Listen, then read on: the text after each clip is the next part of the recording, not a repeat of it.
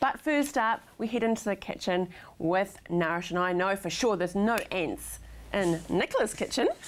No ants. No Ants. The children nibbling away yes. at all the goodies you're cooking. Yes. How you doing? It's only what's the first day of the school holidays? Are you enjoying it? Yes, it's always nice to have a bit of a break from getting to school. And the school lunches, isn't it? Yeah. It's actually quite novelty not having to get the boxes out and make all those. Bit of arranging. So today, the children are our theme today, about what our children are eating.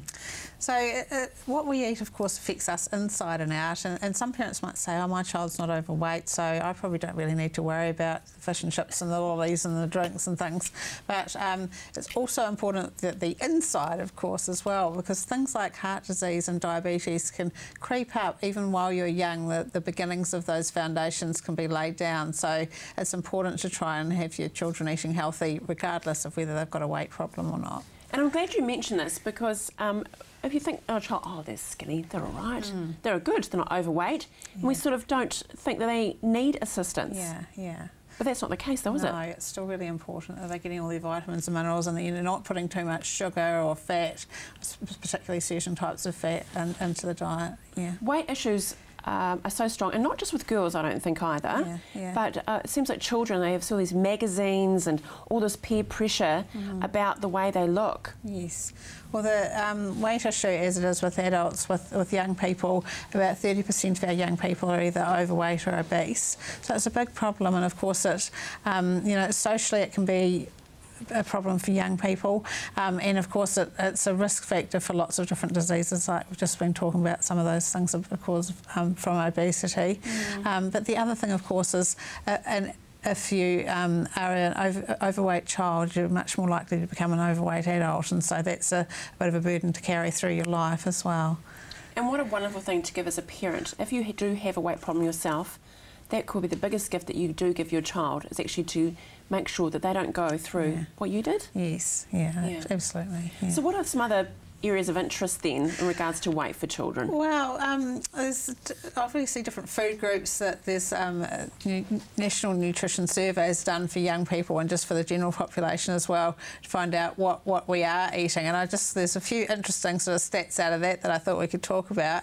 One was fruit and vegetables. So with fruit, only 40% of young people, children, actually have their 2 serves of fruit a day.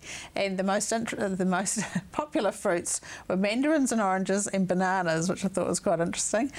With vegetables, only 60% of young people have their 3+ a day. So, and broccoli and carrots were the most popular vegetables. But I thought we've still got a wee way to go with that. I know the 5+ a day campaign and that sort of thing has really helped that come along, and that's sort of improving that quite nicely. But still, I think there's probably a bit of work to be done there. Milk products was another one. Only a third of young people have 1 cup of milk a day, and it's recommended by the Ministry of Health that young people have at least 2 serves of dairy of some kind a day, so that could be cheese or yoghurt, that sort of thing also. What kind of milk should children be drinking? So they should be drinking green top milk from the age of 2 up. Yeah. Right. Yeah. That's a good tip, because there's so many, and you go to the dairy section, you've got the yellow, the light blue, the dark blue, now we've got all these fandangled protein milks you can buy as well. So yellow of course is fine as well, because it's a low fat milk, but it's just higher in calcium. Right. Yeah. Okay, that's a great tip. Yeah. Okay, and sugar? Yes, so sugar is, we hear lots of bad stats about sugar at the moment, but one of the striking things that I found when I was reading about this was that the biggest contributor to the sugar that our young people have are beverages.